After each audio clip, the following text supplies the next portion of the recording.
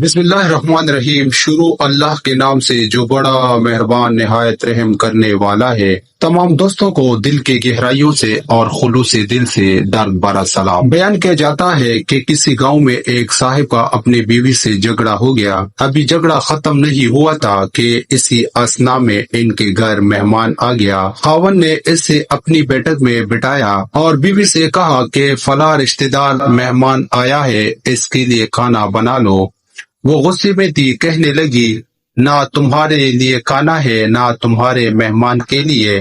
وہ بڑا پریشان ہوا کہ لڑائی تو ہماری اپنی ہے، اگر رشتہ دار کو اسی بات کا پتہ چلا تو خواہ مخواہ خاندان میں بات ہوگی اور خواری الگ سے ہوگی، لہذا خاموشی سے آ کر مہمان کے پاس چپ چاپ بیٹھ گیا۔ اتنے میں اسے خیال آ گیا کہ چلو بیوی اگر روٹی نہیں پکاتی تو سامنے والے ہمارے ہمسایہ بہت ہی اچھے لوگ ہیں، میں انہیں ایک مہمان کا کھانا پکانے کے لیے کہہ دیتا ہوں۔ چنانچہ وہ ان کے پاس گیا اور کہنے لگا کہ بیوی کی طبیعت آج کچھ خراب ہے، لہذا آپ ہمارے مہمان کے لیے کھانے کا انتظام کر دیں۔ انہوں نے کہا ٹھیک ہے۔ وہ مطمئن ہو کر مہمان کے پاس آ کر بیٹھ گیا کہ مہمان کو کم از کم کھانا تو مل جائے گا، جس سے میری عزت بھی بچ جائے گی۔ تھوڑی دیر کے بعد مہمان نے کہا کہ ذرا ٹھنڈا پانی تو لا دیجئے۔ وہ اٹھا کے گھڑے کا ٹھنڈا پانی لاتا ہوں۔ اندر گیا تو دیکھا کہ بیوی تو زاروں قطار رو رہی ہے۔ وہ بڑا حیران ہوا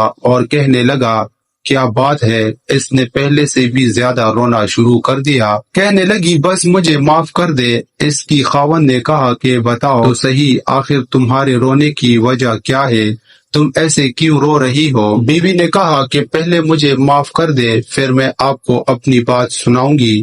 خیر اس نے کہہ دیا کہ جو لڑائی جھگڑا ہوا ہے میں نے وہ دل سے نکال دیا ہے اور تمہیں معاف کر دیا ہے۔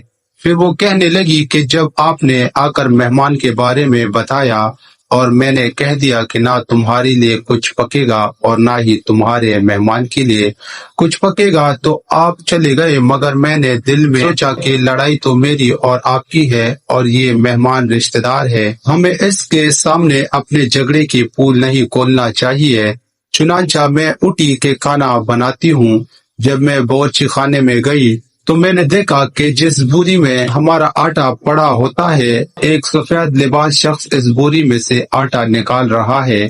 میں یہ منظر دیکھ کر سہم سہی گئی۔ وہ مجھے کہنے لگے کہ اے خاتون پریشان نہ ہو، یہ تو تمہارے مہمان کا حصہ تھا جو تمہارے آٹے میں شامل تھا، اب چونکہ یہ ہمسائے کے گھر میں پکنا ہے اسی لیے وہی آٹا لینے کے لیے میں یہاں آیا ہوں۔ اس واقعے سے ثابت ہوتا ہے کہ مہمان بعد میں آتا ہے جب اللہ تعالیٰ اس کا رزق پہلے بھیج دیتا ہے۔ یہ واقعہ کتاب خطبات فقیر سے محفوظ کیا گیا ہے، لہذا ویڈیو پسند آئے تو لائک اور شیئر ضرور کر دیجئے، کیونکہ اچھی بات پھیلانا بھی صدقہ جاریہ ہے۔